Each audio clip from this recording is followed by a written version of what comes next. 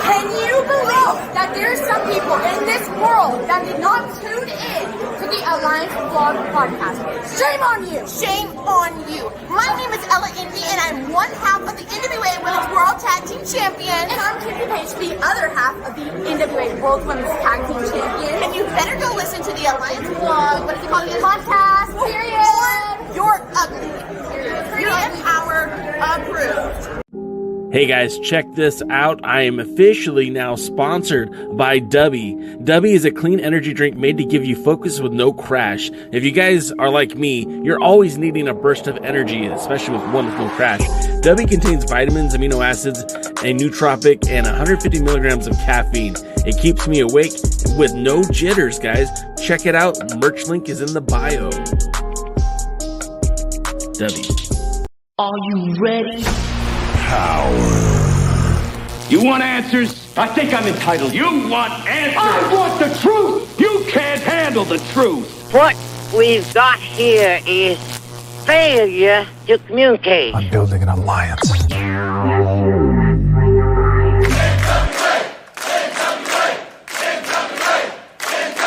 God bless the internet. Okay, let's party. It's showtime. It's time for the Alliance Guys podcast with your hosts Kevin Frazier, Jaden, DKM, and Jade Cargill. What is up, everybody? Welcome to another glorious episode of the Alliance Guys podcast, a presentation of alliance-wrestling.com, your number one source for news, information, and spooky stuff for the National Wrestling Alliance. I'm Jade Cargill. That's DKM. How are you, DK? I wasn't doing anything. Well, you're looking at inappropriate material in class. Nothing can be proven. I think I just lost my voice during the intro. Excuse me for a second. That candle been burning at the both sides for a little while now. I'm getting kind of worn out, man. Was that whiskey? I wish. I don't know if I've told you about that. I mean, you kind of know, but like this has been a crazy year for your boy Jay and going to wrestling shows. I mean, this year alone, I've been to Glassboro, New Jersey for our friends over at Dangerous Adrenaline Wrestling Gladiators. I was in St. Louis for the 75th. I was in Illinois for wrestling STL Max. I was in Nashville for the TV tapings. I was in Mesa, Arizona for Championship Wrestling from Hollywood's Red Carpet Rumble. I was in Tijuana multiple times for various wrestling promotions, including AAA and Promociones de Lucha Libre. I was in various reasons. I don't know that they were wrestling related, but various reasons. Well, everything was wrestling related, sir. I was in Mexico City to see CMLL. I believe that. And I was in Mexico City to see The World is a Vampire. It's the Baja California that I'm questioning why you were there. There's only one of those shows I regretted going to. But yeah, we had look, that's our new friend in the chat, the guy Shrek.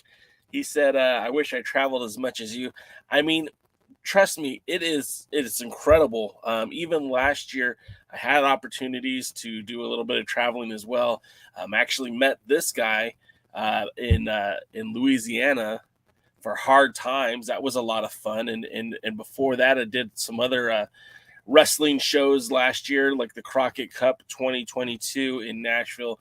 I've been around, but I'll tell you this, man, every single time I go on these trips, man, I get super homesick, like real homesick. It's weird. I got a wife and kids, and I do appreciate being around them. It's funny, like I'll avoid them all day, but put me on a plane and then I miss them. So it's weird.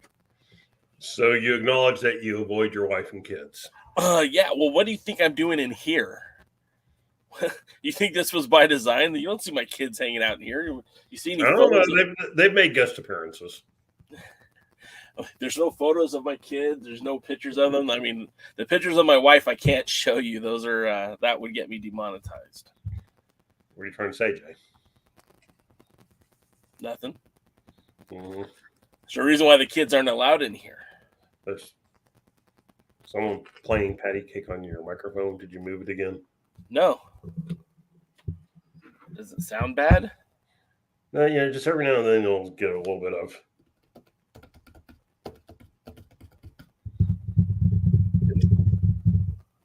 I don't know. It's that's it, if you moved it worked. It's not making a sound. So, all right. Well, offline before the show started, DK and I were talking about everywhere that the NWA's kind of been this year. You can't prove it. Huh? You can't prove that that's what we were talking about. I mean, but they can't disprove it either. That's true. And it's funny because at the end of the year, the NWA will have had 33 events in 2023. And I think that's more. Honestly, it's more than I would have ever imagined if you would have told me in 2022 that the NWA would have 33 events. The following year, I would have been shocked. And furthermore, like, it was spaced out. It wasn't just in one area. I mean, they had 10 events in Australia, of course, the one event in Mexico City. But they had I think it was close to three events happening in North Carolina. I mean, I count the pay-per-view as 2 nights, so 2 events. Illinois hosted 4 events. Tennessee had 4 events. Florida, when it's all said and done, will have had 5 events in the state. That's pretty wild to think about. Kind of is, isn't it? And when there's this looming announcement that's supposed to happen very, very soon from one William Patrick Corgan, I wonder if what we're going to get for next year is just more of the same, Maybe he's going to announce their 7th TV show. Yeah, that would be pretty awesome. I mean, let's no doubt about it, a TV show for the NWA, I think, would be a very exciting affair. There's a lot of great talent on the show. We kind of see it in and out weekly with some of the talent with the NWA. You're seeing a youth movement, if you will. The women's champion, the tag team champions, all very young. Tag team champions. The women tag team champions. Oh, okay. Pardon me. I'm when I said the women champion and tag team champions, I'm sorry, I meant to include both the women. Pretty empowered is what I'm talking about. Well, probably I would have known that if I had paid attention to you. Well, there it is. We've got some people filing in here into the chat. Now, feel free to leave your comments. We're going to kind of deviate from our normal show format. We're not going to spend a lot of time talking NWA tonight because DKM, Mr. 33, had an idea about the economics of pro wrestling, the kind of like the free agency of pro wrestling, whereas it was just it was kind of like the worst kept secret.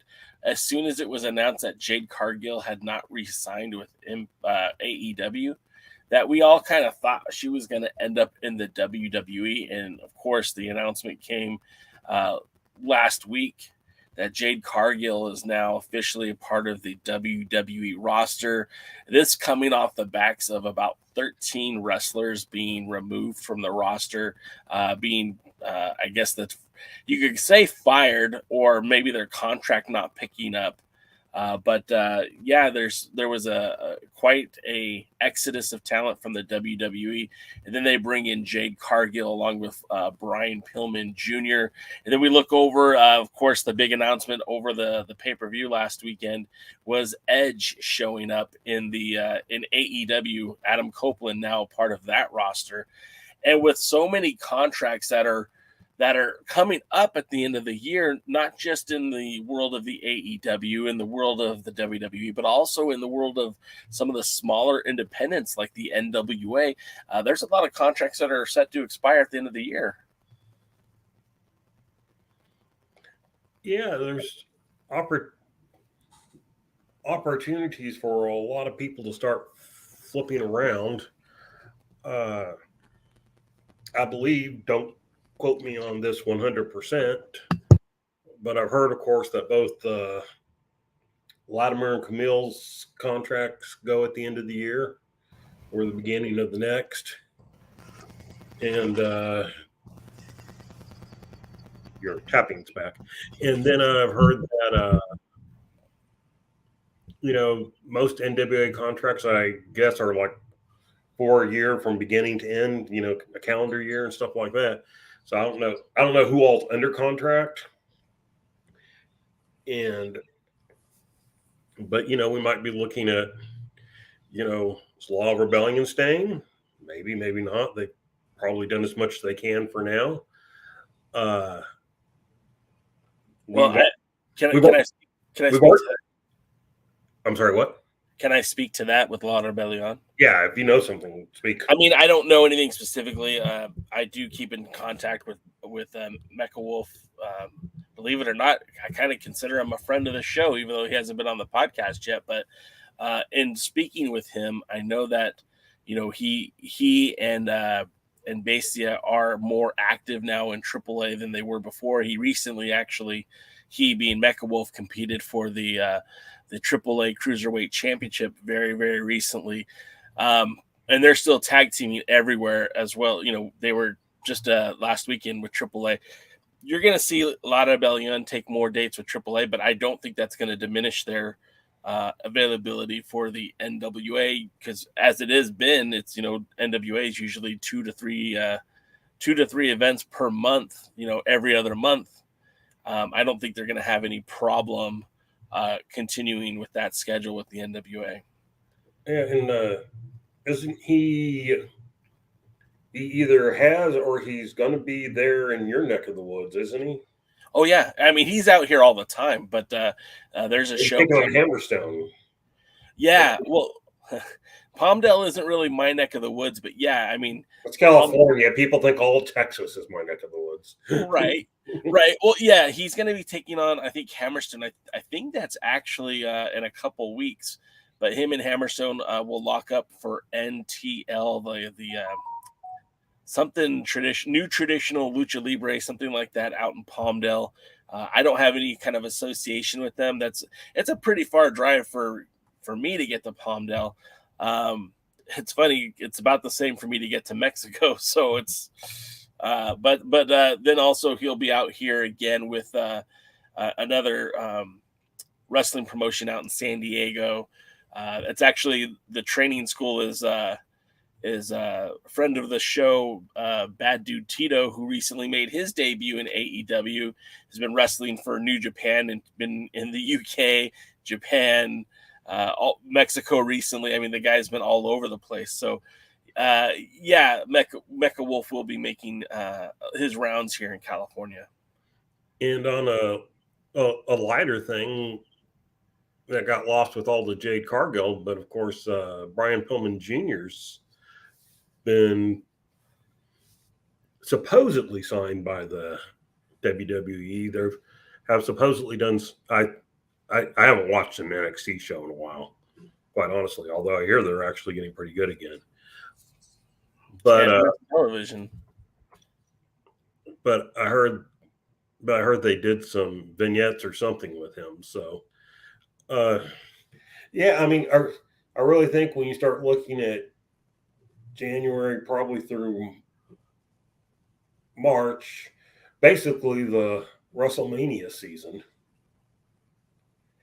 And I think we could see a lot of going back and forth. I think the one thing that Cody's move did more than anything is for a lot of people, you went to WWE and they gave you a new name, they gave you a new gimmick, they changed who you were completely, and since they're not the ones that built you up, they weren't as interested in pushing you. And Cody kind of changed all that. He came back basically as his AEW persona, which I think is kind of his persona, kind of him. And I always say the best gimmick is the turned up you, and that seems to be going. And you can't argue that the guy's the biggest babyface they have right now. And they're not even using him that well at the moment, and he's still the biggest babyface they have right now. Can I jump in right there? Sure. So again, I'm not a huge WWE fan either. I think we've talked about this. That's not routinely the shows that I watch or go to, but had the opportunity to go to Raw last week, and being at Raw and the reaction that Cody gets when you go out there. Now, this is the same guy that held the NWA 10 pounds of gold, won the title at All In, right? Beat Nick Aldis to win the World's Heavyweight Championship. So I'm familiar with his popularity. I've watched him in New Japan when they were here in Long Beach, California. I got to see, Cody's in different wrestling promotions, but I don't think I've ever heard a as loud of a reaction for Cody that he got in Ontario, California. And it's kind of funny because in the similar segment, you had a Dom Mysterio who absolutely got the loudest boos I've ever heard. I thought these things were like just propaganda. I thought these were piped in noise. When you turn on television and you hear these reactions or see the videos on YouTube, you're thinking, oh, that's just piped in. There's no way it's that bad. But no, it was so incredible that Dom was booed so loud and Cody was cheered so much. It was very much a dichotomy of who was loved and who was hated. Yeah, and and the thing is, as much as they're booing or cheering one, if you turn it around and you do it right, you can get the opposite response. Mm-hmm. And so because they're building something. And that guy Shark 44 points out, he goes, I heard Ricky Starks is going to WWE. And, there is a rumor about that. And I think Brandy Rhodes even posted something that was a little bit of having like their friends over or whatever. And they go, and either accept Ricky Starks or something about Ricky Starks. She brought him up without talking about wrestling at all. It was just interesting. It's helped fuel the rumors, whether they're real or not. Do you remember when Nick Aldis really vouched for Ricky Starks? Now I had never even heard of Ricky Starks. I know that he had spent some time out in the Texas independent scene, but when they brought him in for that national title tournament, I didn't know who he was. And what won him over with Lagana and the NWA as a whole was that he was so good at self-promotion and getting himself over, and those vignettes that he filmed on his own dime to get himself more publicity, more bookings. And it worked for the NWA, and they brought him in for that national title tournament, in quotes, at the 70th anniversary show. And it went over so well that when they did get to TV in 2019, when they started doing their power tapings, he was one of the guys that was on the short list. And Nick Aldis, verbally on camera put him over, said that he was the number one draft pick and how great of a talent he was. And we've seen glimpses glimpses of that in AEW. I don't really feel like they've ever fully pulled the trigger on that guy. But again, with the way that these Monday Night War ratings are kind of feeling again, with talent jumping back and forth, he might be that guy that goes to the WWE. Yeah, I think one thing you can probably say in both WWE and certainly in AEW, even as much TV as they put on, they're still pretty bloated. Oh, yeah. The problem is they don't use the talent that they have. Like some people go, well, they don't have enough people. No, they have enough people. They just don't use them. And, like most of the people that they let go, I mean, a few of the NXT were probably just people they didn't see a future in and, sure. Go. But, they hadn't used Dolph Ziggler in a while. Shanky or whatever his name was, they hadn't used him in like a year or something, or at least earlier this year. It's a lot of them were a surprise, not so much because the WWE was using them as much as you thought WWE probably like with Miz would just always have what's his name, like Dolph Ziggler around. And supposedly they wanted to transition Dolph to an agent or whatever, and he didn't want to. And that's so the first I've heard of that. Yeah. And so we'll see. But the big ones, they can only hold so much people that they can do things with. And then you got all that other stuff. And so, that's what gives those indie promotions the ability to say, former WWE superstar. Did you see that AEW re-debuted Wardlow again last night? I heard about it. I've not seen any clips of it. But boy, talk about somebody who organically got over, would have been the perfect foil for your world heavyweight champion in Maxwell Jacob Friedman, MJF, because of their history, and to so completely blow it. I mean, just blow it. Put the TNA title on them, take it off of them. Put it on them, take it off of them. It was mind-blowing that they could blow somebody so much. And that sounded inappropriate. Yeah, well, it wasn't the good kind. Sure. And and again, I see that guy Shrek, made the comment. He goes, which is what I was going to say earlier was that Jade will probably also help show that you can go from AEW as an AEW star character, whatever, and not have to be re-gimmicked just to go to WWE, which is smart. And, let me tell you, I was never the biggest Jade Cargill fan. And I, in fact, mocked the fact that she went 60-0 or whatever her record was before she lost. And that she is actually the longest, they go, she's the longest reigning TBS champion. And they're rolling it too. Yeah. But she's the longest reigning in one single reign AEW champion. No AEW champion has held a title longer than Jade. And, she's got the look. Yep. She's, if she gets the experience, you get her in the ring with somebody like a Flair or a Lynch or a Rhea Ripley or, somebody like that. WWE has actually made me interested in seeing what they can do with her. Now, do I have faith they'll do it right? No, but they do have me interested. And, she was saying all the right things. She's like, I want to go where I can be somewhere and continue to build and get in the Hall of Fame and, everything like that. Well, yeah, that's what you're supposed to want.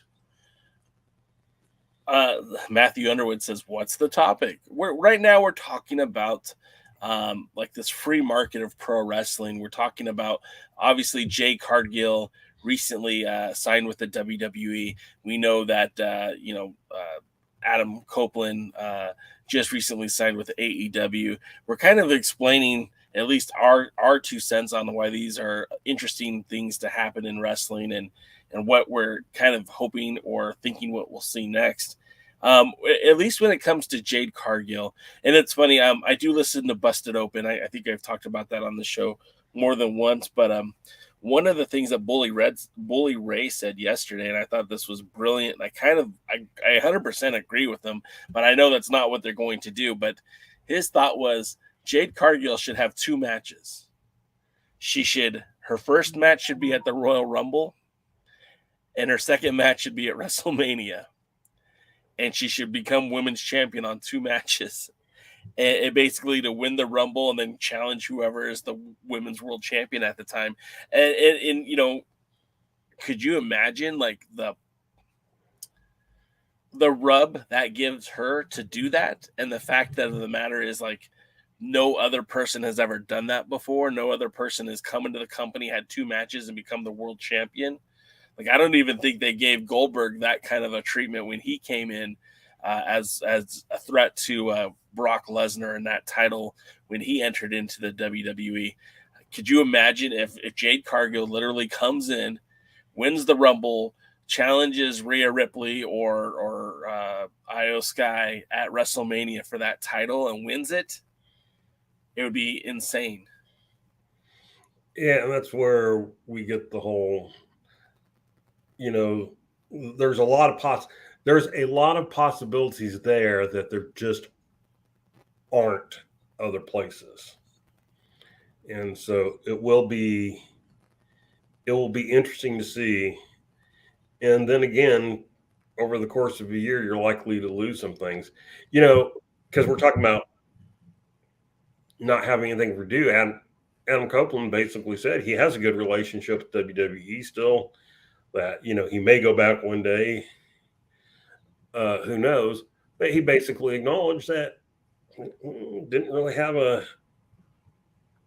a wrestling plans for him. I think he may have been another one that they were looking at, maybe trying to move backstage. I don't know that for sure. But yeah, it wasn't bad. He wasn't cut. His contract ran out. They basically said, we don't really have anything for you.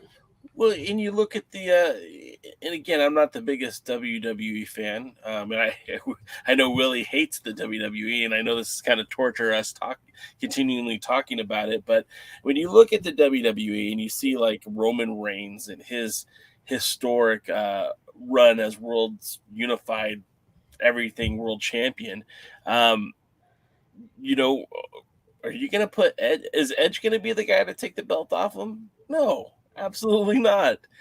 And then on the other side, on Raw, you have Seth Rollins with the this new world championship. And are you gonna slow down Seth Rollins by putting him into a feud with Edge? No.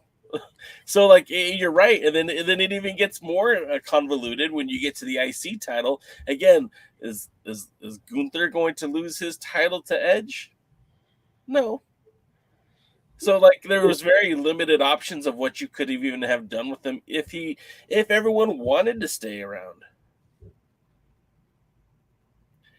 Matthew Underwood, just go with the ride, man. It's the WWE. You can't expect it to what he's done as world's heavyweight champion, even if you don't want to acknowledge that universal title as something special. The fact that he's held both those titles for as long as he has, it's something that's unprecedented in the WWE. It's something we haven't seen in a very long time. Well, yeah, and look, I already went through the history. We already know the Universal Champion between Brock Lesnar and Roman Reigns has beaten the World Champion countless times at the Survivor Series or wherever they used to do. They don't do it so much anymore. I think, the Raw versus SmackDown. And so it doesn't matter. You can put all the statistics you want. It doesn't matter. Matthew, Right now, the title that people want Roman Reigns is Roman Reigns. In fact, before that even came up, I was going to ask Jay, since you were there at Raw. I mean, what feeling did you get when they were talking about Seth Rollins' world belt? I mean, did it feel like here's a world champion out there talking about his feud? Or, I mean, because right now I'd probably want to beat Gunther before I'd want to beat Seth Rollins. Rollins felt like a secondary title. It definitely felt like a secondary title, and I know the feud with him is Nakamura at the moment, and I don't hate Nakamura and I don't hate Nakamura and Seth Rollins feuding over that title, but it still felt like second place. It sounds like they're fighting for something less than. And then again, when you have Gunther out there who's putting on A caliber matches each and every week, like he's doing what Seth freaking Rollins is supposed to be doing by having these amazing matches with guys like Chad Gable or whoever. It's just I feel like I'm with you. I think the IC title at this point certainly has more prestige and more history than what Rollins is running with. And I haven't, it started off when Rollins won that title. He said he wanted to defend it against everyone, everywhere. And I kind of had these visions that he would, maybe pop up on NXT and face some of their top competitors or bounce back between SmackDown and Raw. But that's not what we've seen yet from Seth Rollins. And I feel like, until that happens, he's always going to be second best. Okay. Well, you lost Jay. I'm here. Jay died. Now, and look, my last comment to Matthew Underwood, and then we're both going to drop the subject, Matthew. It's not the belt. Okay? It never is. It's the guy holding it. And so, and what they do with it that matters. And I think that's been one of the problems. I mean, they basically created the current WWE World Heavyweight Championship by saying, nobody can beat Roman and he's not around that much. So we're going to create another title. Yeah. From the very beginning, they made it secondary. And I have to disagree, but I don't think Seth is building prestige for that belt. In fact, I think if anything, the belt's almost gone down in prestige since it was created. And I mean, I would agree with that statement. Rollins has a participation trophy. You've been here long enough, and we were kind of hoping we get somebody to do it, but I think right now we're in an era where Seth Rollins, the architect, Seth Rollins, the serial guy, probably would have been a good champion. Seth freaking Rollins, the ha ha ha, sing to my song, cackling moron. The fans do sing to his song, and the stupid thing is I'm sitting there in the middle of the Ontario arena, and he literally was just standing in the ring, and the fans were still just singing to his music, and he just stood there for a good 10 minutes. I don't know how much of that was on TV and how much of that was just for the commercial arena. break and back interviews. That would make all the sense in the world because it was so annoying. I was getting angry. I'm like, why am I sitting here for this? And to be perfectly honest, I kind of wish Nakamura would have won it back the first time he challenged for it. People forget how good Nakamura used to be before joining the WWE. He was an IWGP World Champion, or I guess heavyweight champion back then. He feuded with Brock Lesnar in Japan. I mean, Lesnar was the guy that took the title off of him, but he was the ace of New Japan for quite some time before coming to the WWE. And the matches that he's capable of having, even if he's in a little bit slower speed, him and Rollins could have had some magical stuff. And I don't feel like they actually have got there yet. No, and again, I think part of it, I haven't liked Rollins since the Monday Night Messiah, which I wasn't overly thrilled with that particular gimmick either, but I kind of got it. You know what I mean? Yeah. And it's like the cackling goofball. I don't want a cackling goofball as my world champion. Yep. And I think part of the problem is also when you have somebody like Reigns and you go to AEW, and so I'm not talking about size here, but you have somebody like Freeman, you have these serious people who are kind of holding the title. And even in Impact, when they had it on Josh Alexander for so long, and Yeah. maybe we'll put it back on him. I'm not keeping up. I just heard he had returned. Honestly, I don't even know who the current champion is. And so anybody out there, who's the current Impact champion? And you kind of get these serious people that are the champions, and that can go out and perform. Well, Seth has slowed down, and apparently has a legit back injury, and that's fine. But here's the other thing: when that becomes such a major part of the storyline, it's like if he doesn't lose the belt this time, either to Nakamura or to Priest cashing in. Alex Shelley. Alex Shelley. Okay, cool. Then, I don't know. I don't know where you go, and I think the title will actually benefit from somebody like Priest holding it. Yeah, a bigger guy, and actually, I hope they do end Judgment Day because I've never been the biggest fan of that faction.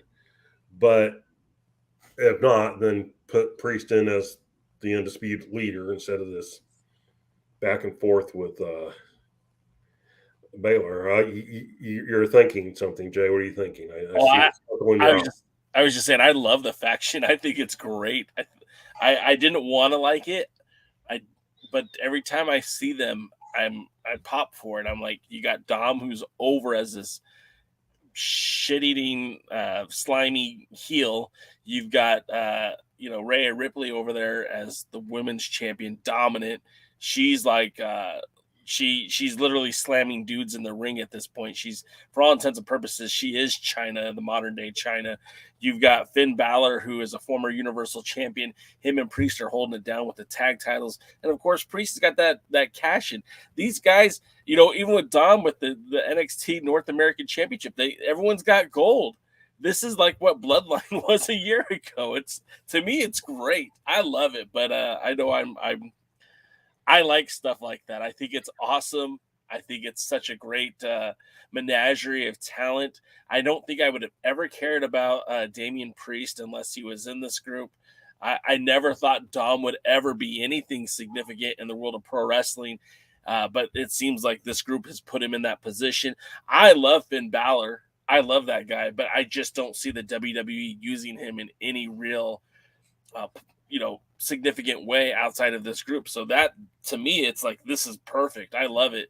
But again, I'm a casual WWE. I don't have an issue with the group. Sure. I have an issue with the way they keep Billy Corgan booking the stress, and I'll be right back. Hang on just a second. You will? Wow. You're going to leave it up to me? He's either brave or stupid. I'm not sure which. So everybody out there, who follows wrestling just in general, I mean, what is your preferred type of champion? What's your preferred type of world champion? I mean, do you like the big athletic guy? Do you like somebody who's out there wrestling? Do you like the Hulk Hogan that's 90% charisma and 2% in-ring action? Although Hogan actually could wrestle. he didn't need to, and why would you? So, I mean, what type of world champion do you like? Do you like somebody like our current champion, EC3, who's got a title defense coming up against Crowbar? He's got, you know what? I will say this about our world's heavyweight champion, and I know, this is an NWA podcast normally, so let's spend just a second on EC3 and what this guy is doing. So he had his title defense on Power last week, right, against Jay Bradley. Okay. You didn't watch, but he's also has this title defense. In fact, he has a title defense. Let me see here. I have it right here handy. He has a title defense coming up on October the 22nd against Pat Buck at Wrestle Pro. We also know that at Double Down, he won't be defending the title, but at Double Down, he will be in action. And then, he's being visible on Ohio Valley Wrestling. I don't think he's defending the 10 pounds of gold, but it's certainly there with him. He's showcasing it. And then, much like you said, he'll be facing Crowbar, Devin Storm. I think later in the month. I had it here somewhere. I don't know if I have it up on the page. No, I don't. But I will get it. Well, let me tell you why that's interesting to me. Crowbar from WCW, Devin Storm from everywhere else in the world beforehand. The very first time I ever saw him, do you remember tape trading days, Jay? Did you ever? Oh, yeah. Okay. I didn't trade so much, but I did buy. And so this guy I knew, I bought from him a tape of some of the tournament, the Cherry Hill tournament where Chris Candido won the title. Yeah.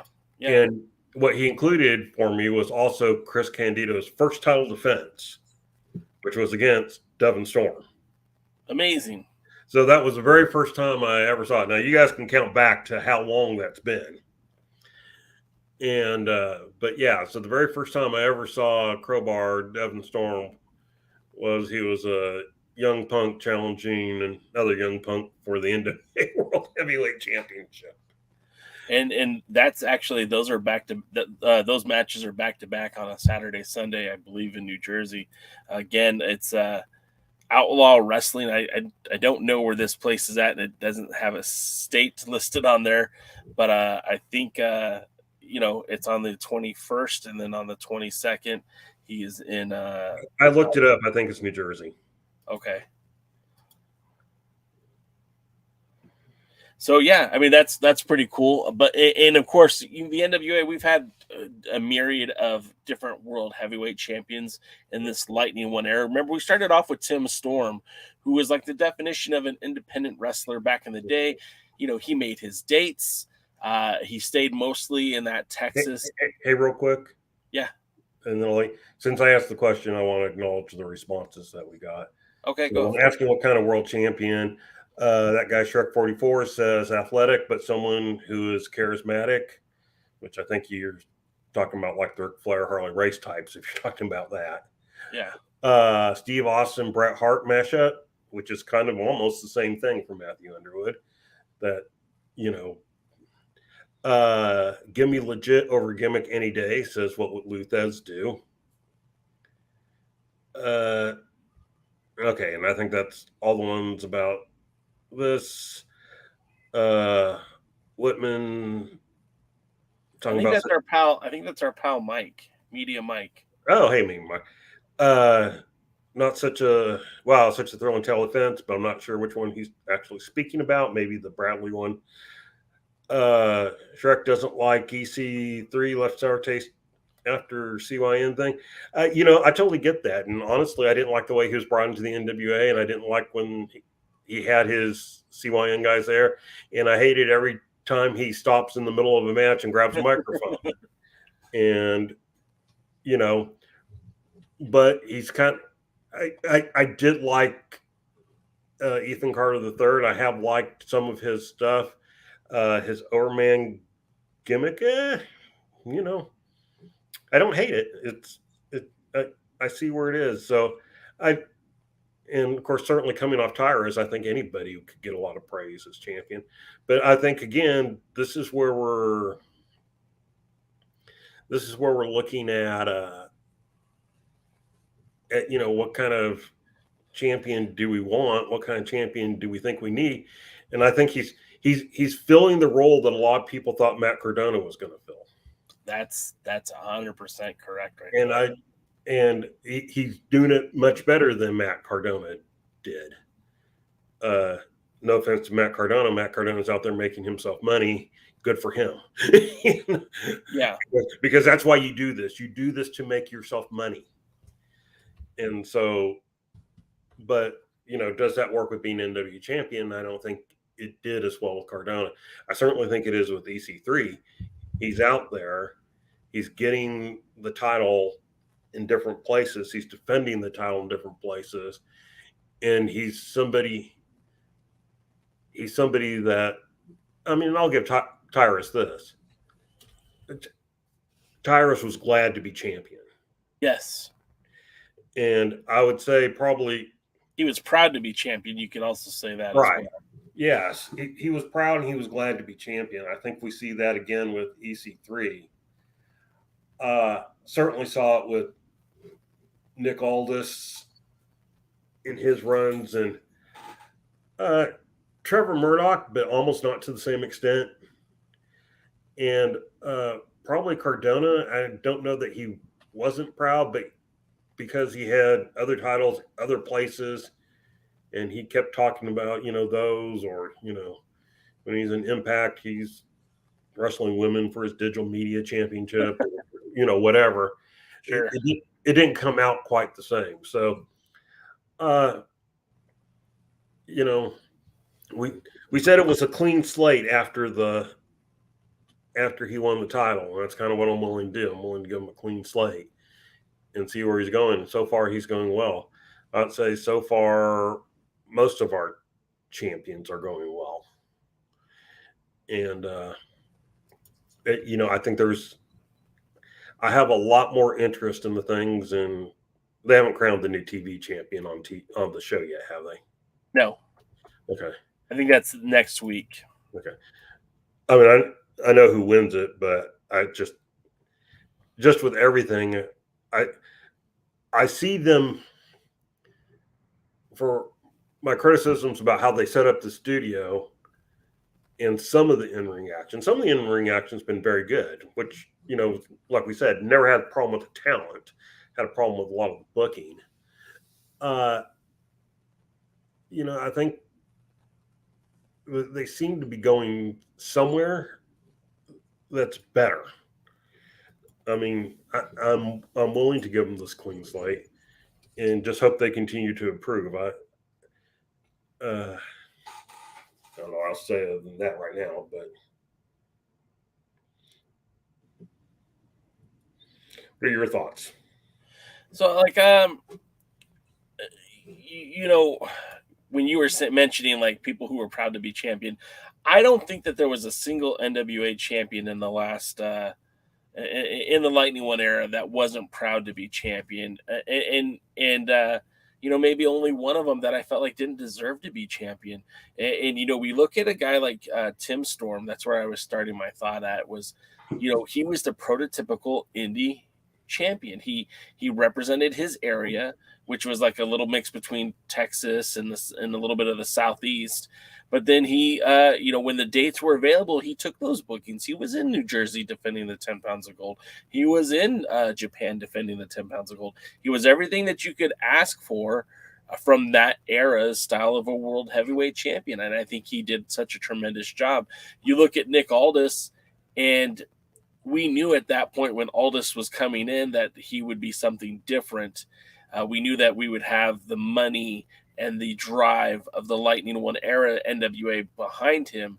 I still don't think any of us could have imagined when he became champion that he would have had so many international defenses. The UK stuff, okay, he's British. I don't think that's a hard get. But the stuff with China, even though that was through Dave Marquez, it was still, he was the guy that was there.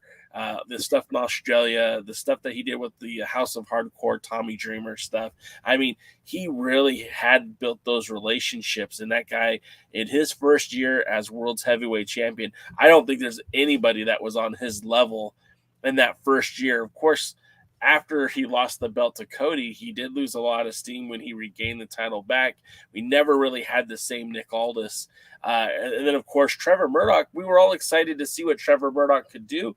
But I don't know if it was either the bad NWA booking or just the lack of interest, but he never defended the title outside of an NWA ring, which to me, I think that's a sin. I think if you're the NWA World's Heavyweight Champion, it is your responsibility to take that 10 pounds of gold everywhere.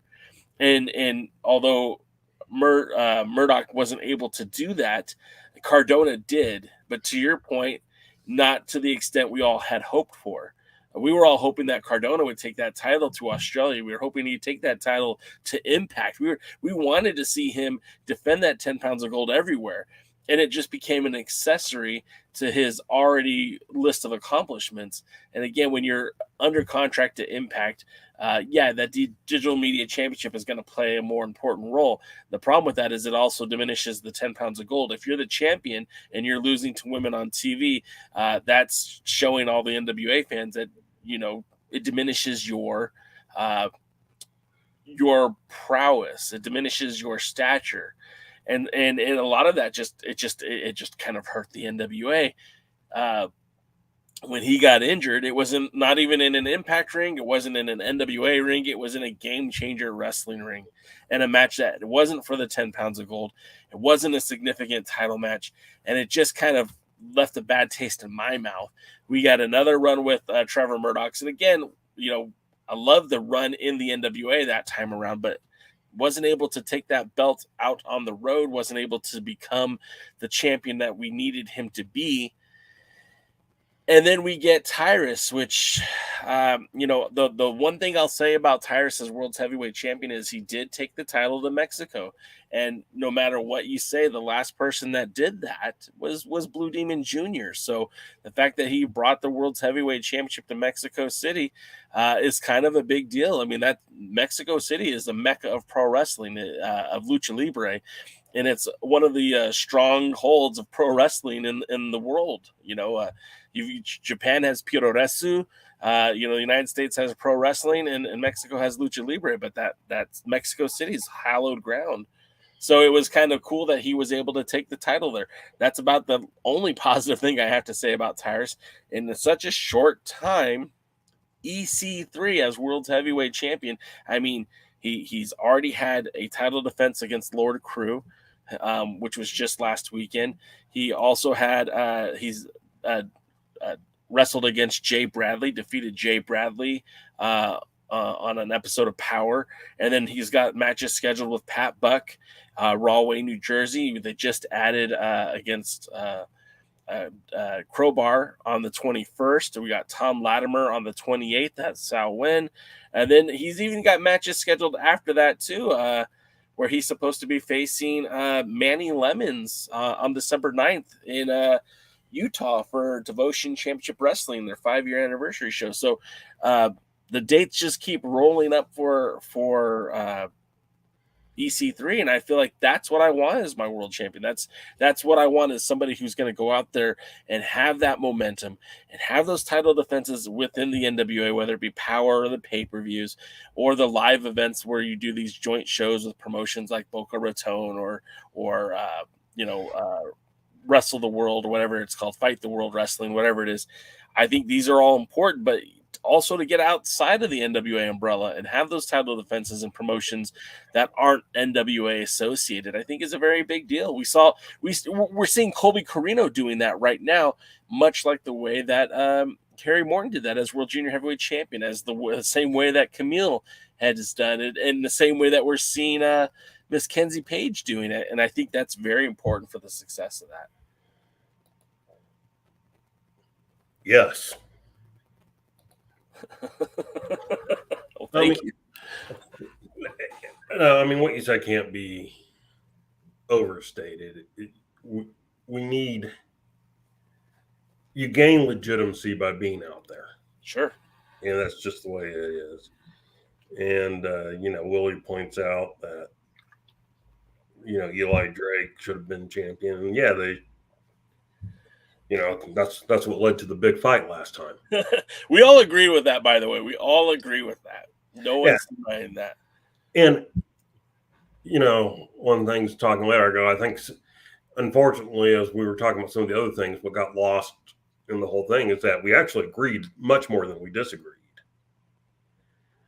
which was that should have been the thing.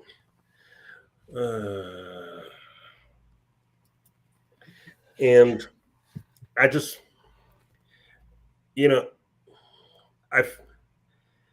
a lot of times you kind of feel like they're on the verge of doing something and then nothing really takes off. But I will say the second half of 2023, I do feel good about. I do feel like things are going the right way. And, I even think the way they've booked the tag team titles with Blunt Force Trauma.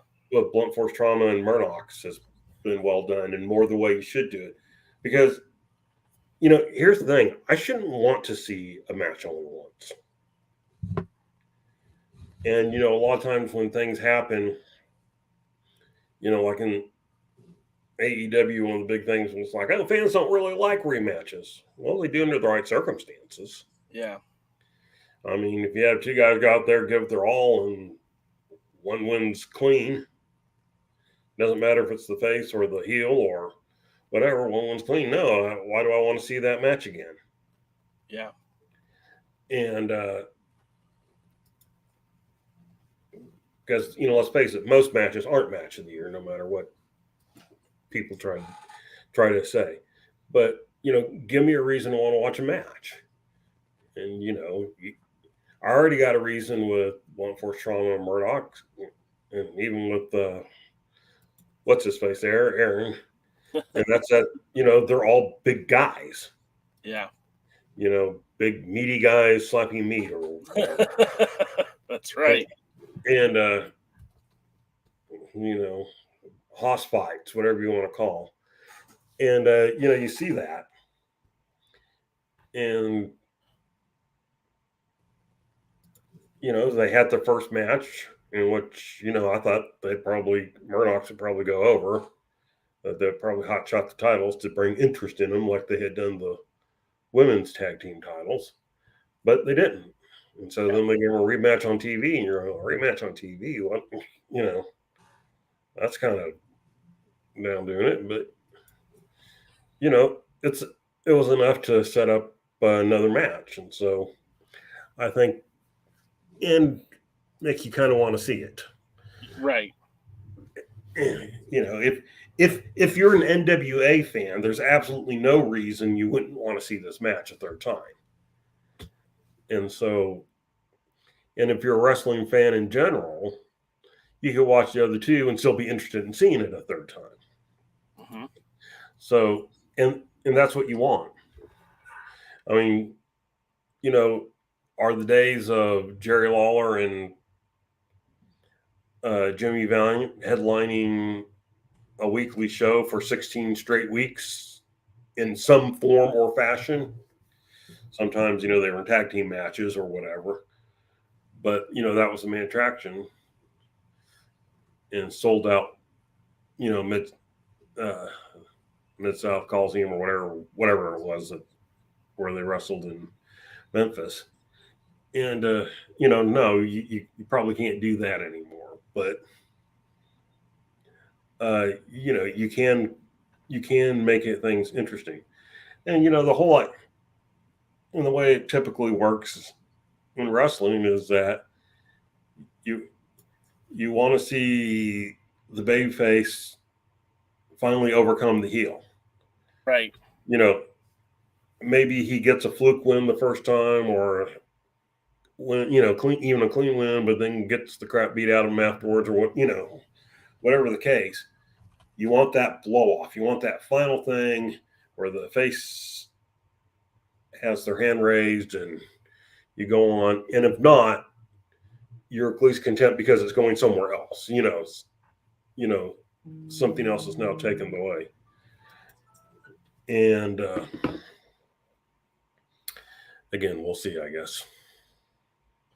Yeah, I mean that's kind of hurry up, wait and see type with the NWA, with wrestling in general. I mean that's kind of what it's going to be. It's just you're gonna have to wait and see what's next. And you know, we're sitting here, we're talking, and then I saw that was posted earlier today. I don't know how true it is, but did you see that Will Ospreay has, according to ESPN, has signed a deal with the WWE? No, I haven't seen that. Let me see if I can find the announcement. Again, who knows if that's genuine or not? You know, with people on the internet, so much can be manipulated. But let me see. I'm looking at it right now. Give me just a second here.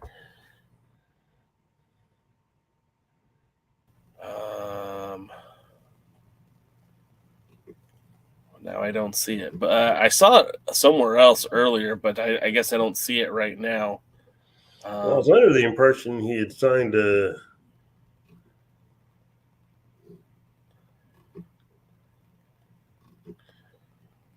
Go ahead.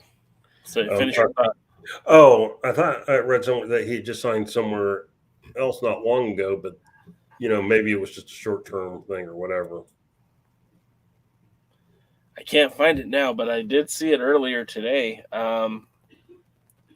AEW's calling it the Don Callis faction, Powerhouse Hobbs and Takeshita. That's probably not right. Sammy Guevara and Will Ospreay, but I swear I saw it earlier reported. And again, maybe it's not. Matthew Underwood said it's fake news. Maybe it is. I'm not above being fooled every now and then, but yeah, I saw it somewhere, and I was kind of surprised to see it.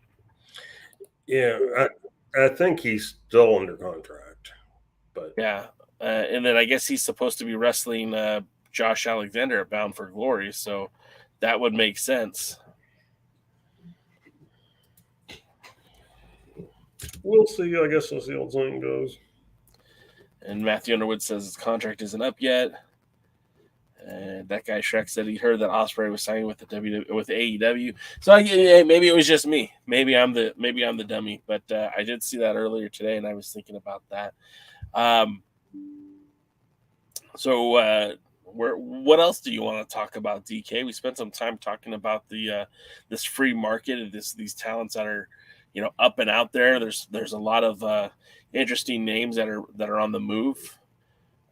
Should we get into some more NWA stuff? I think you should talk about why whiskey is better than scotch while I go get a bottle of water. A bottle of whiskey. Water. All right. So DK is taking off. While he's gone, let's talk about a little bit of NWA news. Of course, we try to be your number one source for news and information for the National Wrestling Alliance. Of course, visit the website, www.alliance-wrestling.com. The big news, of course, is this Friday night, tomorrow. Gosh, is it already October 6th? Danny Jordan will be challenging Kenzie Page for the NWA Women's World Championship. The last time we saw Danny Jordan in an NWA ring goes all the way back before the pandemic during the Circled Squared series, where her and oh gosh, what was her name? I'm drawing such a blank on her name. I'm sure you guys will remind me in the chat. She works for Ohio Valley right now. Freya the Slaya and Danny Jordan were part of the Circled Squared. Now, we never got a real conclusion with the Circled Squared. Things just didn't pan out the way that they had wanted it to happen. I think eventually they just kind of declared Luke Hawk and his son Hawk Ari, they declared them the winners of the tournament. Not the tournament, but of the contest of Circled Squared. They were the ones who would be predominantly featured on Power going forward. But again, Freya the Slaya and Danny Jordan were a part of that. So Danny Jordan does have some history with the NWA, although it's very little. and her history with Kenzie Page, they've actually squared off more than once. In fact, they've wrestled a handful of times, and this show will be at Southern Honor Wrestling. The cool thing about Southern Honor Wrestling is that they make their shows available on independentwrestling.tv. Now you can subscribe for that. There's been a lot of NWA title matches recently at independentwrestling.tv. We're talking about Colby Carino's most recent defenses, and of course, Kenzie Page with Southern Honor Wrestling would be another opportunity for you to get an NWA title match with that $10 subscription. This show is their celebration of their 5-year anniversary.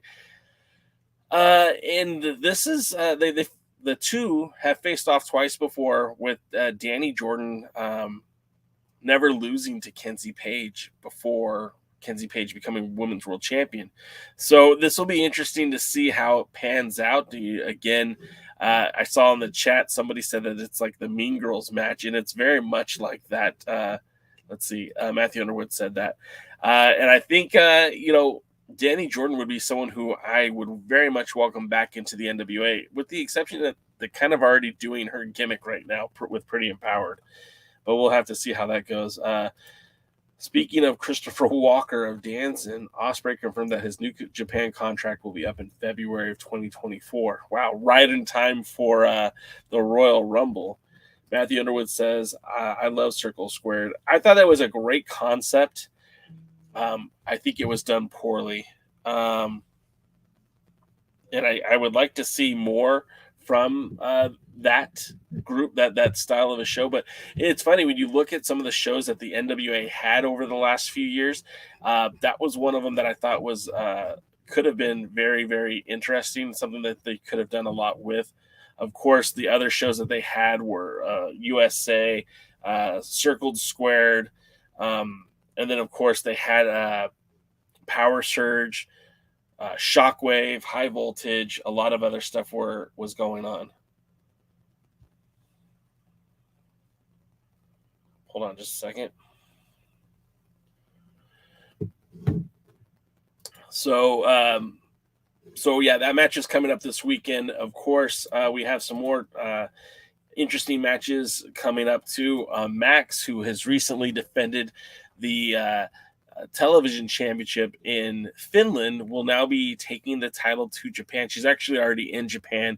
She faces Rika Tatsumi, and this is going to be a title versus title match where the International Princess Championship will also be on the line.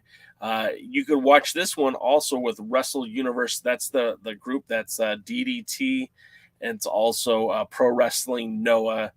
And of course the TJPW. Now that title, the International Princess Championship, was the same title that our very own Thunder Rosa held when she became NWA Women's World Championship. She was never able to actually defend the title, so she had to vacate it, obviously, and then of course the pandemic, she never got back to Japan before getting signed with AEW. So clearly evident to say that this one will be a pretty big implications for the NWA, as Maxine Paler challenges for that International Princess Championship while putting the NWA title also on the line. And then, after that, we have a lot more matches that are scheduled for this year. The NWA doesn't slow down just because we're coming up to Samhain, because after Samhain, there's also going to be the TV tapings in Nashville at the Skyway Studios. We're going to see another TV taping on November the 4th. Also in November, they're going to be doing that event, the Evasion event, which will be a co-promoted event with the FTW Wrestling, the home of Natalia Markova, Mercurio, and those guys. And then also they're doing another TV taping the following night at the Robarts Arena, which I guess has some significance for the NWA. Back in the old days when they used to run in Sarasota, so it'll be kind of a homecoming for the NWA, if you will. And then it looks like, I just have the flyer here for Kylie and Ella Envy, but there will be a lot of NWA talent at WrestleCade weekend, including your NWA national champion, Silas Mason. I don't know why I spaced on his name. Alex Taylor will be there. I believe Kerry Morton will be there. Also, Kenzie Page will be there. And a couple of other talents who have recently appeared for the NWA, like Woad and La Rosa Negra. So don't be surprised if you see some of the NWA titles on the line in WrestleCade this year. DKM, you're back. I want to get to some more of the comments, and then we'll get back into talking some more NWA. Let's see. The comment came as the former IWGP United States champion was sharing his thoughts on the importance or lack thereof of having his matches receive high ratings. My contract with New Japan is up next February, so from that point, who's not going to want this kid who's dedicated to being a hard worker and wanting to put on the best quality matches, Ospreay said. So, we were talking Ospreay as a free agent in 2024. And then James also brings up Royal Rumble 2024, date after a weekend of events. The 2024 Royal Rumble main event will take place on Saturday, January 27th. So that probably won't work then. Matthew Underwood says she could usurp Kenzie a la the movie. I think in a Mean Girls, we're going back to Danny Jordan's situation. That certainly could happen too, although I don't foresee it considering she's not really under contract. Mike says that the NWA needs to record them. I don't care where they go or who they defend against or where we can see if another promotion is available. And I agree with that too. I really feel like these matches somehow need to become available, more readily available for NWA fans. Now, again, we can all go in on a couple of memberships and get the Premier Wrestling Network and the IWTV membership and the Independent Wrestling membership and see all these matches. But it would be nicer if the NWA could somehow work that out and have those matches appear on Power or something. James mentions that Max held gold in the TJPW promotion. Yeah, she's a former tag team champion with Heidi Howlitzer. Heidi Howlitzer most recently has been teaming with Reina Del Rey as Wrecking Ball, and they are the last call for Women of Wrestling. I got to see them earlier this year. I think those matches are now airing live every Saturday on WOW and its affiliate of TV channels. Matthew Underwood says 90-minute Power, Carneyland, character promo, high voltage, could be outside defenses, circled squared. I mean, that's a perfect lineup, right? But who's going to do it? Who's going to put out all that effort, energy? Who's going to pay for all of it? That's a lot. It's a lot to expect from, you have to kind of realize that the NWA is still very much like a startup. They use that, they coined that term lots of times, and it's not an excuse. It's just realistically where are they at right now. They're still very much a small mom and pop shop. This is Billy Corgan's pro wrestling, but it's also it's not as big as a lot of us would hope it would be. Then James is acknowledging those tag title wins.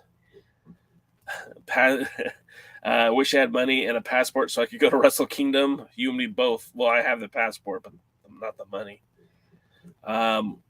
What happened to DKM getting water? He got his water. He's back. What's next for Thrillbilly? He needs a real feud now. And then I don't know what Gary Horn name came up in the conversation. Oh, Gary's supposed to do everything. Yeah. Maybe. Oh, that's a good question, though, DK. What is next for Thrillbilly? We don't have a match yet designated at Samhain for the Thrillbilly. We know that the triumvirate of the Southern Six are supposed to be at the Double Down with Exodus Pro. What do you think is going to happen with the Southern Six and Thrillbilly, DK? I wish I knew.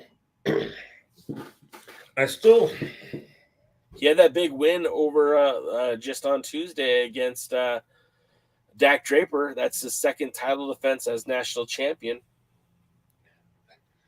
Yeah, I mean,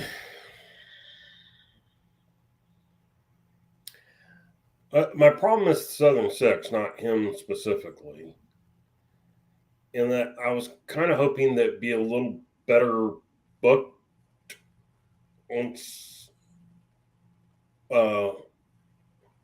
once we got through the last pay-per-view. And from what I have seen, they're not necessarily better booked.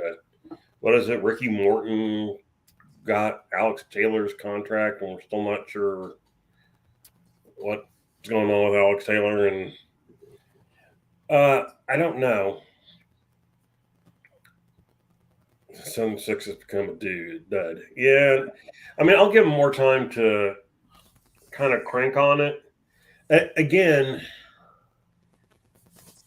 the reason I hate mass TV tapings is that there's absolutely no opportunity to make corrections on the fly. Like, we can't 1 week watch and go, oh, we don't like how we don't see the audience. They really need to show the audience. Audience reaction helps you enjoy the show. Yeah. And then think that, well, 2 weeks later, okay, they'll have things turned around or whatever. Well, here you go. So, yeah, it's one of those things. I don't know. I mean, you were there for the tapings. How did Southern Six feel to you during the tapings? Did you feel like it was a big deal, or did you feel like it was something they were working on? I feel like it was a work in progress. I feel like there's potential there, but they didn't do anything with it. Now, we saw them, the Southern Six versus the Fixers LLC. The problem is there isn't like there's not a trios championship, so a 6-man tag. And we don't want there to be. I'm not advocating for it, but a 6-man tag seems kind of irrelevant in a company where there isn't a 6-man tag titles. But what would be interesting is, they've got to do something with Alex Taylor. They've got to do something with Kerry Morton. They've got to do something with the Thrillbilly. Thrillbilly, obviously being the national champion, they need to put him into some sort of storyline feud. That would be interesting. I don't have a problem with him getting deuces on competitive wrestlers in the NWA. I don't have a problem with him getting, picking up a victory on Dak Draper or Jordan Clearwater or whoever else they throw at him. But it seems like it's one of the only titles that doesn't have a real storyline connected to it at the moment. Should they put him in? I saw somebody recommend this, I think. Put him in the ring with somebody like Jack Sting. Let's see who put that out there. I thought I saw that. I did too. Or someone either said it or I misread it, and that's what I interpreted. I saw it, but I don't. Oh, there it is. Matthew Underwood says Jack Stain and Thrill. I mean, that would be a great opportunity for Thrillbilly to be put into the ring with somebody like Jack Stain, who has all the accolades, has done it all.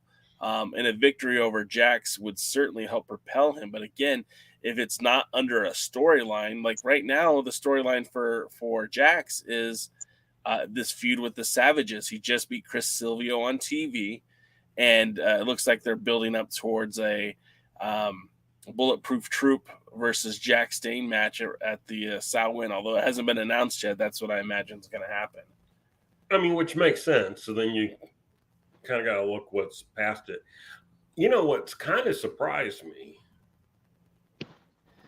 is based on something that happened just before the last pay-per-view here for the reset, was I kind of thought they might put Kerry Morton and Alex Taylor as a tag team to go after the U.S. Tag Team Championship. And then you'd have that kind of national champion, U.S. Tag Team champions. It would have made all the sense in the world. Which would have been a faction that kind of, just helps that faction in that way. And so DK's Cloud Victim. Oh, I mean, what are your thoughts? Would it help the Southern Six faction if we put the U.S. tag team titles on Kerry and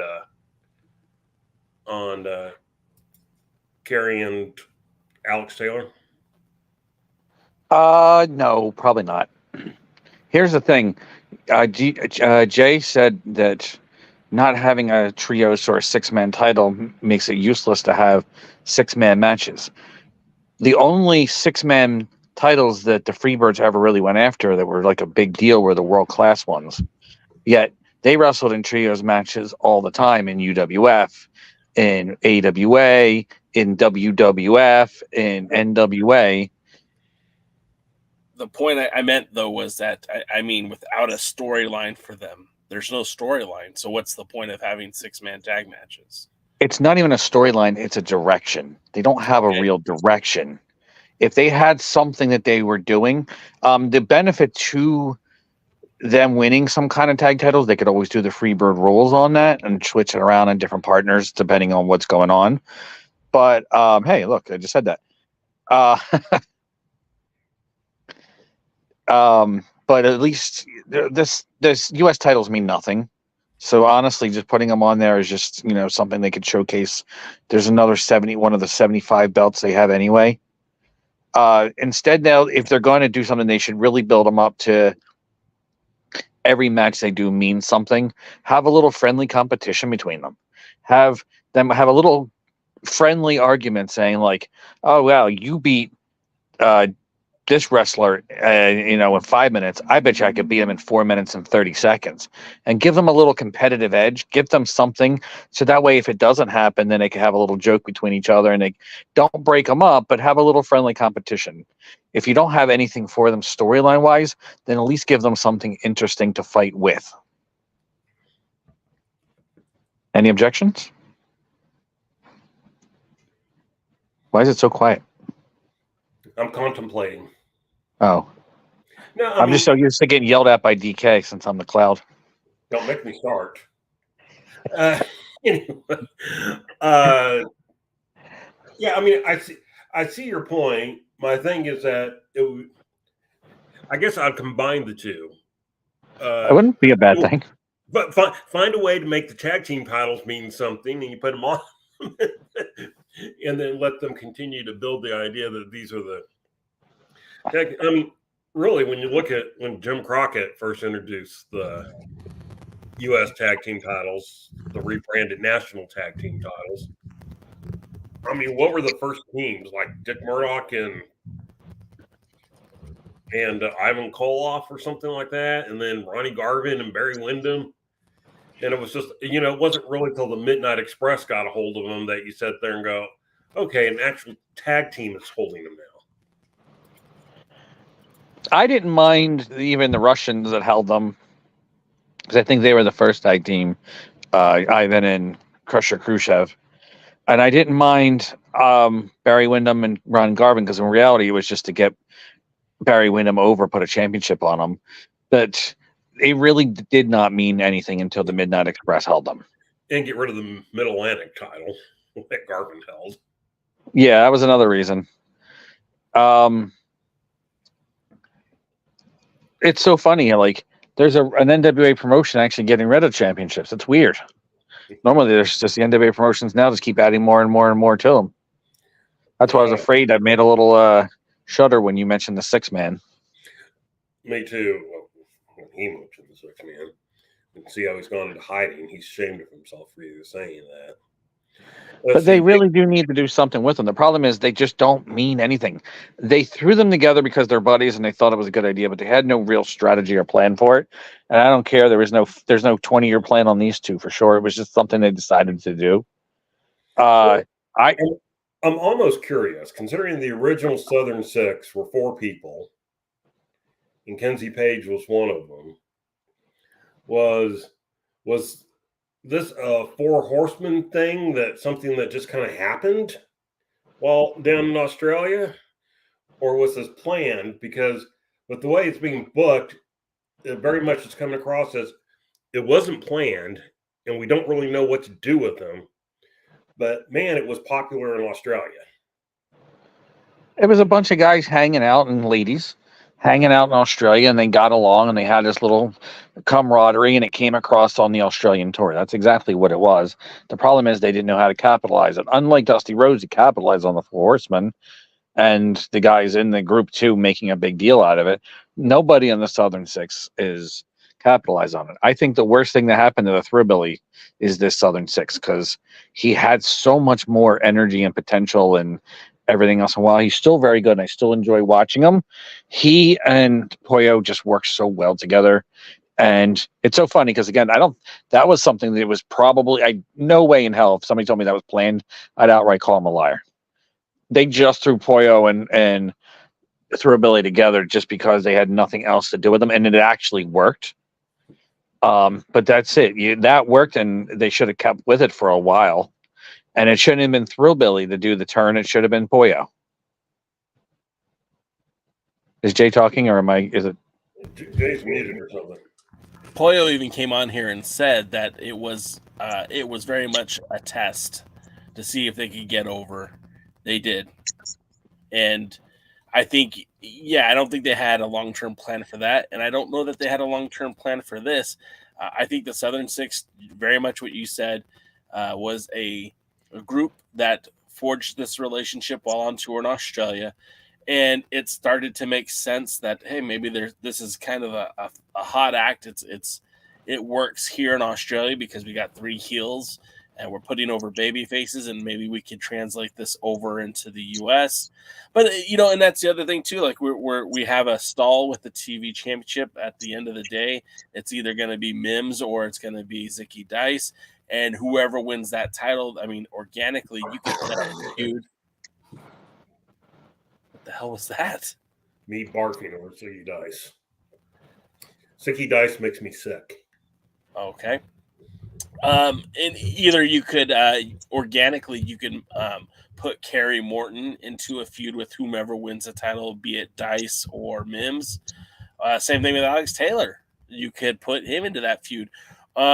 I feel like with the tag titles, the U.S. tag titles, I feel like they have other plans for it. And when you have a loaded tag team division with, like, you've got the Brothers of Funstruction, you've got La Rebellion, and you've also got Odinson and Kratos, not to mention the what is it, those other 2 guys. I can't remember their name right now.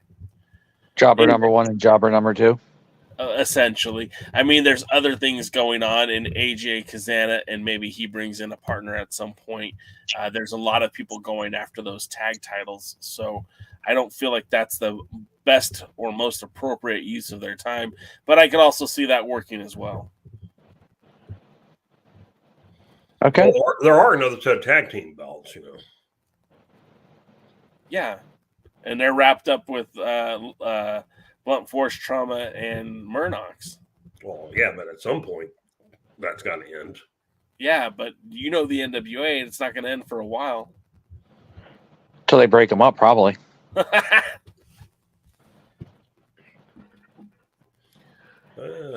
Okay. Possible. I apologize I was late. Did I miss anything good? No.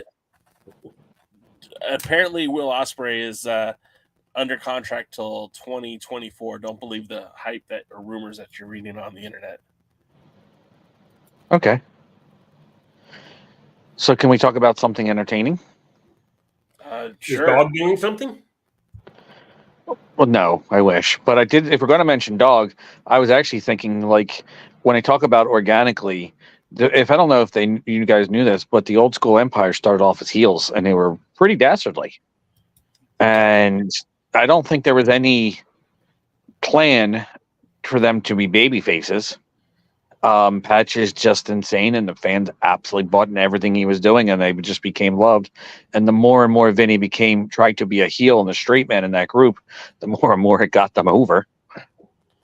And now they're everybody loves the Fixers, except Dave Dahl, but who cares about him?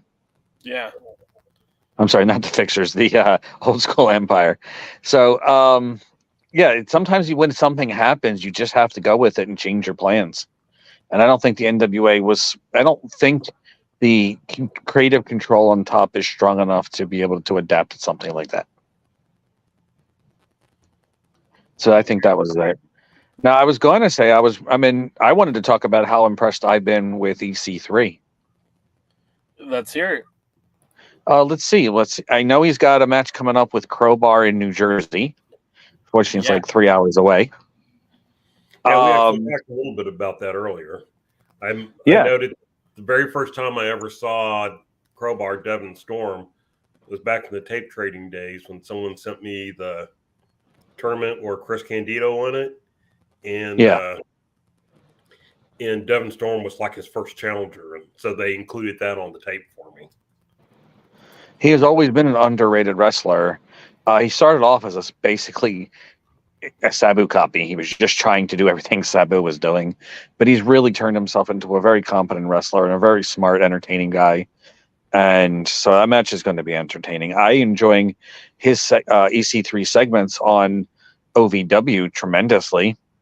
He carries himself special, and it makes OVW look bigger having him there. It's the first time in a while that he really feels like a star that he was when he was with Impact. You know, the WWA and NXT really didn't use him well, and for a while the NWA was, I don't know, I don't think they had a clue what to do with him or what they were doing with him. But I think now he's got more control, more power, and he's able to do things the right way. And I can feel it. The confidence is there. The attitude's there. Something's different about him, and I'm liking it. Now, you said something I want to go back to. You're talking about him being in Ohio Valley, and you go, it makes them seem bigger. Yes. And so, and I think that this is the value that a world title that has some some reach through, even if it's just YouTube show, that it does. You know, when you go to Ohio Valley and you have it on somebody like EC3, then you got somebody who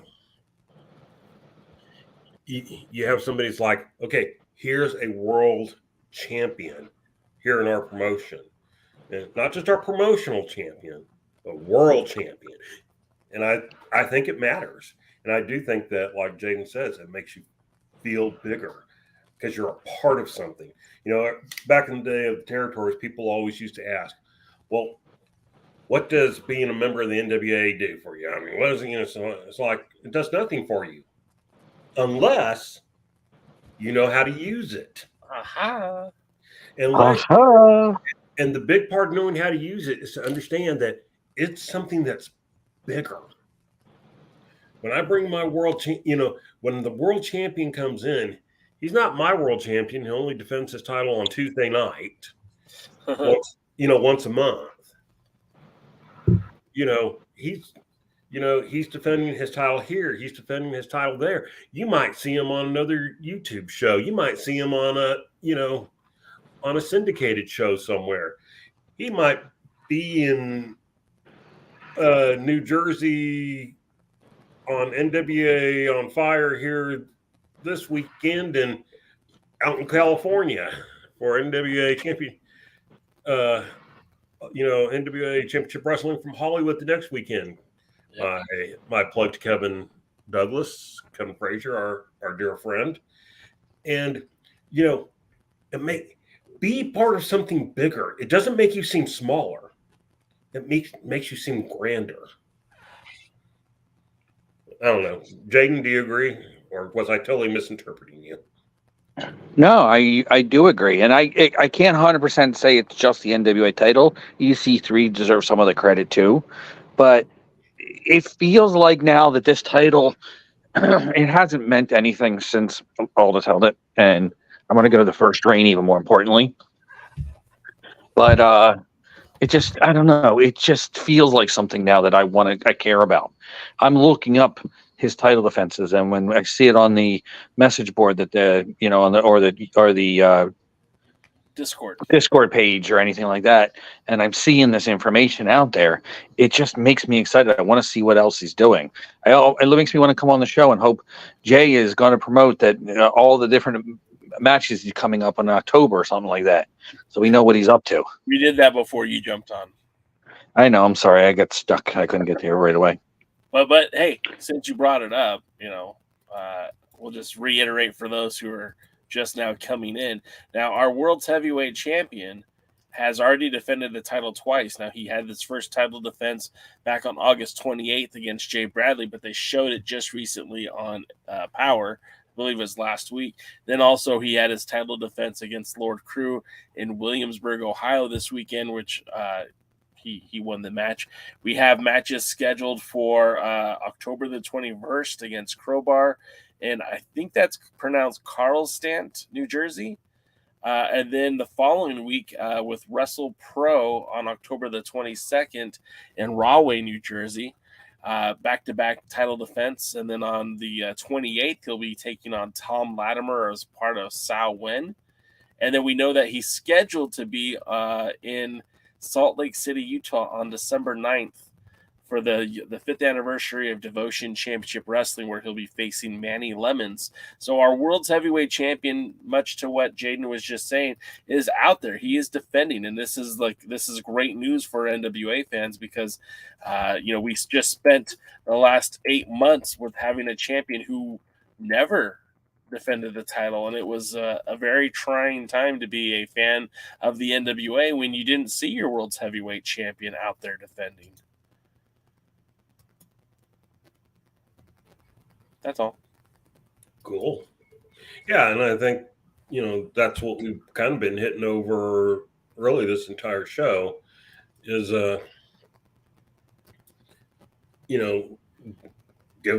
give us the right reason and the right motivation, and boy, we'll love you. And, I pointed out, I didn't necessarily like the way EC3 came in. I didn't like his control your narrative group when they were there. I didn't like his stopping matches and getting on the microphone. But all that, I'm willing to say, okay, let's leave that behind and let's watch what he's doing, because I like what he's doing now. Right. And so, I mean, hell, Tyrus had gone out and defended the title 8 times in a month. I would have been happy. One thing I did want to point out, something that I think we missed earlier, is that the NWA is doing like a, in conjunction with Exodus Pro, in conjunction with our world's heavyweight champion, and then EC3, also with Tom Latimer and Aaron Stevens, and NWA owner William Patrick Corgan. There's going to be a training session. It's a tryout, a training session.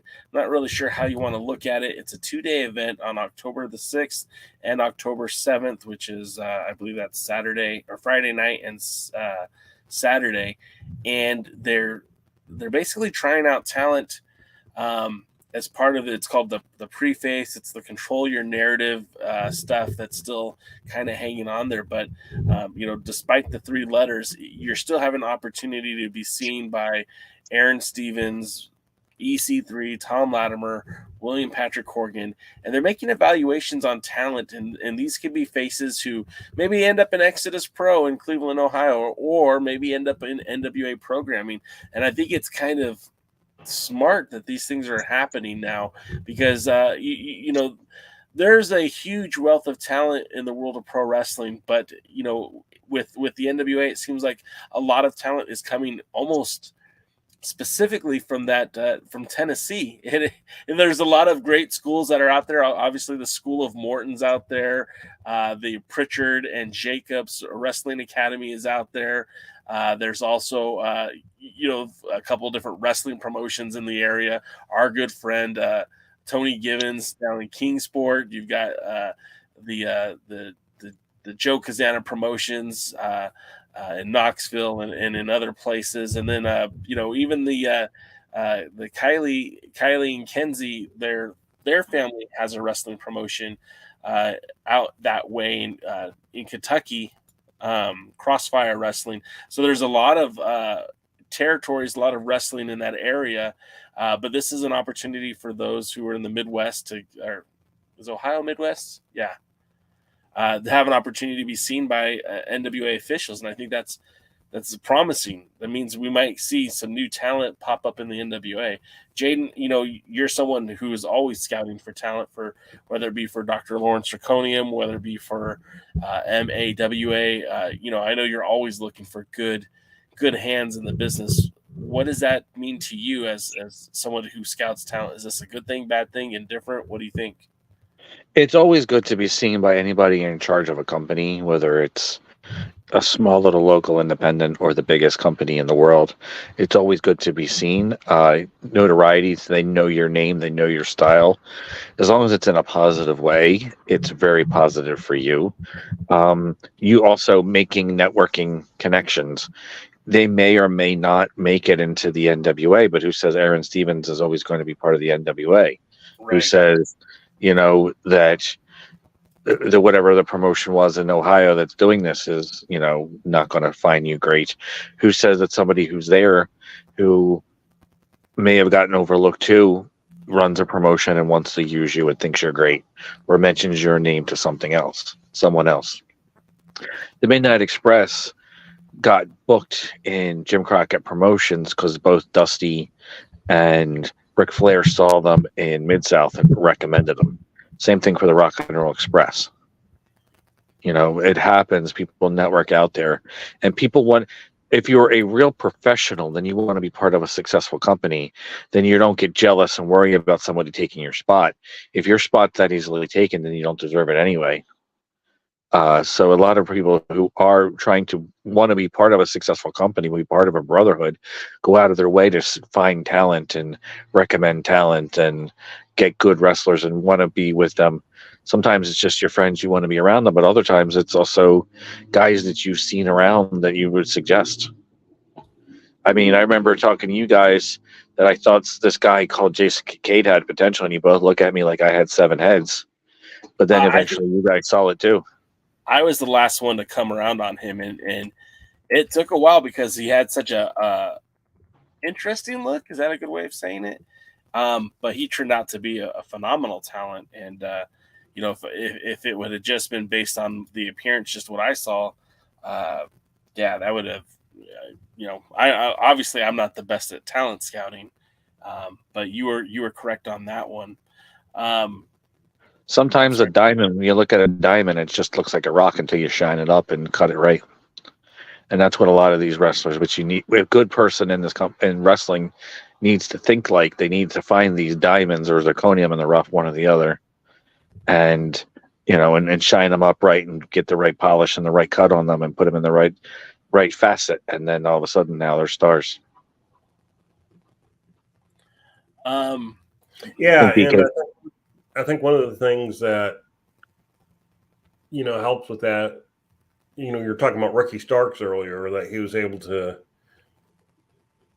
promote himself. That's one of the things that helped get his attention.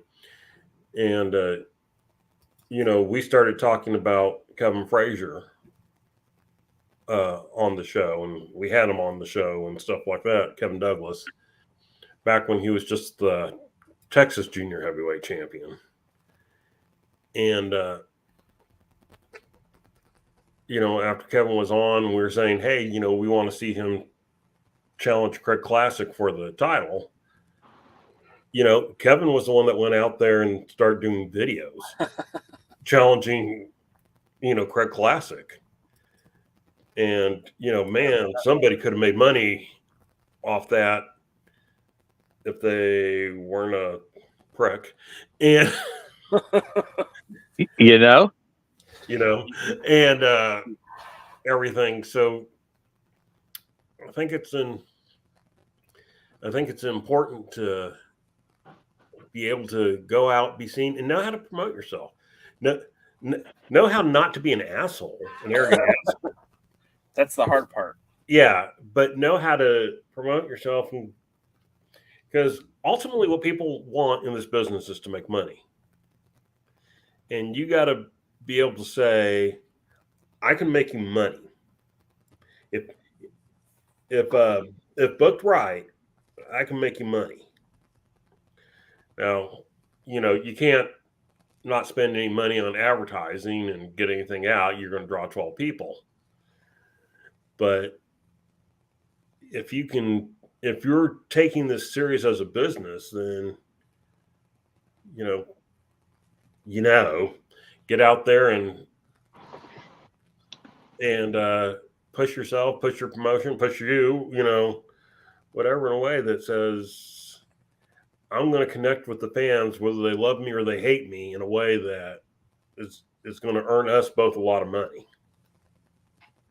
And there's a lot of ways to do that. If anybody remembers Ray Jazz, used to have their Jazz tip of the day. Yep. That was something that brought him a lot of attention. I know a guy that does stupid dad jokes on Friday that works for his brand. Yeah, I know that there are people that just sit and wait to watch it with their kids. And so, I don't know why, but there are people there are people that do that. It's, putting yourself over, I think, in a lot of ways is a lost art, because I think too many people sound like Adam Page. So there's a difference also with putting yourself over and getting yourself over too. Yes. In fact, you're right. Don't put yourself over, get yourself over. Yeah. There's this local comedian, and boy, if you could see, I'm doing the air quotes. He calls himself the funniest unfunny guy, and he's 100% true in his advertising because he's 100% unfunny. But he is so good to get himself out there. He goes around and puts out his joke sheets on the desks of every business that'll let him do it. And he goes out and talks in comedy clubs, and his YouTube has more views than I think me and Jay combined. And I don't understand it, because his jokes make Jay sound funny. But in fact, I usually send them to Jay, and Jay says them like 20 times better. There we go. But yeah, but God, he does nothing but really bad jokes and dad jokes, but he still gets himself over, and he's likable. So that's part of the benefit too. He's likable, and people want to see him, and they cheer for him, even though he's not funny. I feel like you're talking to me right now. No, there's literally a comedian. I mean, I send you the little paper. So actually, that's right. You never actually pay attention to anything on the Instagram page anymore. You only on the little tiny 5 seconds I spent on Facebook just to see what you guys are up to. That's the only way I know you're still alive, is I get like 100 notifications on Instagram. Hey, half of those are mine. That's true. Yeah. So we're gonna wrap it up here, guys, because I don't see another topic for us to jump into without really getting into something. So I think we'll hold that off till next week. Of course, real quick, we'll go over the updated events for Samhain real quick. We know that this was just recently announced by the NWA. Not a big surprise here. We're going to see the Brothers of Funstruction and La Rebellion lock horns yet again. But notice there's no stipulation on this, and it doesn't exactly say who's facing who. So who knows what the stipulation for this will be. Of course, just determined earlier this week, Tuesday, we have number one contenders for the NWA Women's Tag Team titles. I'm going to call them the Cold War Queens, because you have the Russian and the American Taylor and Markova teaming up to take on Pretty and Power. And then also we have the Junior Heavyweight Championship. There's been no stipulation associated with this match either. But I imagine that things are going to get pretty intense for this feud. If you guys haven't seen, Joe Alonzo really went real hard on Colby Carino on Twitter X. You should check that out. And then we have the Women's World Championship is going to be on the line when Kenzie Page defends against Ruthie J. And then, of course, the main event, Tom Latimer versus EC3, with the insurance policy going to be their ringside for Tom in this matchup. So that pay-per-view is starting to shape up. It's starting to look pretty good. And of course, we'll be diving deep into that in the upcoming weeks to give you our predictions and whatnot of that show. Are you dead set against leaving early? Because I just thought of something. What did you think of? Go for it. I'm thinking how much after watching that OVW documentary, how much some of those OVW wrestlers could really benefit the NWA. Because I have no interest in that women's championship match, but boy, I would love if Freya the Slayer was in it. Yeah. And Jesse Goddard is Mr. Spectacular. Yeah. And what's his name? Shira? Yeah. Yeah, I think they would be excellent right now. And I think the NWA could use something. I know I'm less enthralled with Haley J than most, but she would bring to tension right now with that. They need to capitalize on it. I think that's again what EC3 did very intelligently is he probably saw the writing on the wall with the documentary and wanted to capitalize, and that's why he got involved with the Ohio Valley Wrestling program. But the NWA should really try to capitalize on that. And if there's any momentum left from the Monster Factory 2, when they had their Apple TV special, NWA needs to grab one or two of them and try to capitalize on something too. There needs to be more of a grassroots and a way to try to grab any attention possible without in a negative way, like bringing in a 3-foot tall midget and calling him a title contender or a guy with no chin. This is true. I agree with you on that one. Who would you bring in if you had your option from the? Have you seen the special yet? I have not. I have not. But I do like your call for Freya the Slayer because she actually even has history with the NWA. She was on the Circled Square program. Her and Danny Jordan actually fought on the Circled Square program. That was that we talked about that earlier in the podcast. That was the show that they used to kind of.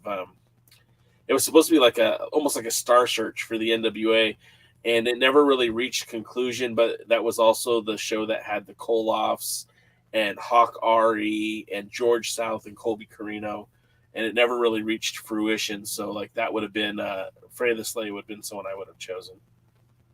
Yeah, they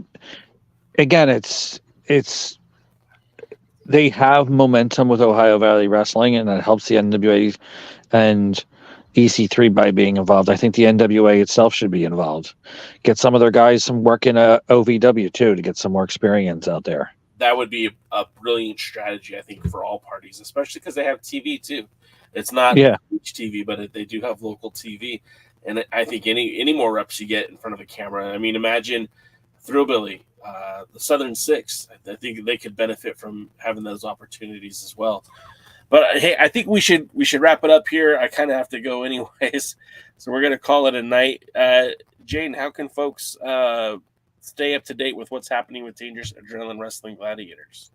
Go to dogprowrestling.com. All the links are there, and then make sure you add us on YouTube. I do know it's a long way away, but there's going to be something in April with the Rowan College of Burlington County, and there's other things in the works to hopefully work out. So I don't have any news yet. I have no dates yet, but I'm working with Dr. Zirconium to try to get that taken care of, because this not being able to do anything is really driving it. We're killed a lot of our momentum, and not having a home building has killed a lot of our momentum. And I know we're really working hard to try to rectify that. What happens if you get 92 more subscribers? I will send you pictures of DK and Jay in bikinis, in the Alliance bikinis. Why would you punish people for that?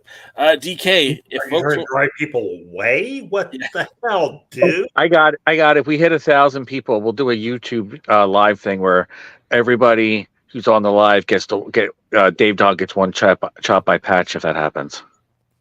That would Like be that. I'll hook that for you if you want. We'll do it live, and we'll put it right on YouTube, and it'll be. We'll probably get kicked off for the violence and all the blood, but That's all right. It'll be fun. DK, how can folks follow you on the socials? At DKMFWTX. Don't annoy me. Don't annoy me. All right, guys. And again, thank you so much for being here. You can follow the Alliance blog on all social medias at the Alliance blog. If you're more inclined to listen to this podcast instead of watch it, we are available on Spotify, iTunes, really anywhere you get your podcasting audio podcast sessions from. We have merchandise in the link below. You can just hit that merch link and check out the hats, the t-shirts, this cool hat that I'm wearing, and we're going to be putting up a new hat soon, probably next week. And then, of course, the other Alliance guys will be here next Wednesday. I'll be here Tuesday, and we'll be back here on Thursday just to do more of the same. Guys, thank you so much for being here, and we're going to wrap it up and say we'll see you at the matches. Thanks for joining the stream. This has been a presentation of Alliance-Wrestling.com. We genuinely appreciate your support. Would you consider subscribing so you'll never miss a future episode? I'd also like to remind you we do a live stream every Tuesday at 5 p.m. before NWA Power. You can find us on social media at the Alliance blog. And until next time, we are